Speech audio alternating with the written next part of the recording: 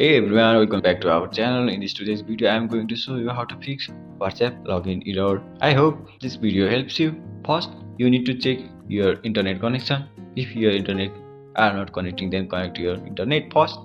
And it is still not working, then switch Wi-Fi to data or data to Wi-Fi. And it's not working, then turn on airplane mode for few seconds and turn it off. Then after it is still doing that, you need to check updates are available or not. Then if you are Android user, go to the Play Store, and if you are iPhone user, then go to the App Store and search app name, and if you see there updates are available, then update it and go back to your app and check it again. If that's good. If that doesn't, then and go to the your phone setting and go to the app management or cache and go to the app list and search for the you looking app and tap on the app. And if you see there storage and cache, then go to the storage and cache and do tap on the clear cache. And sometimes storage are also might be problem for the app, and if it is still not working, then sometimes there are server issues for the app and updating issues.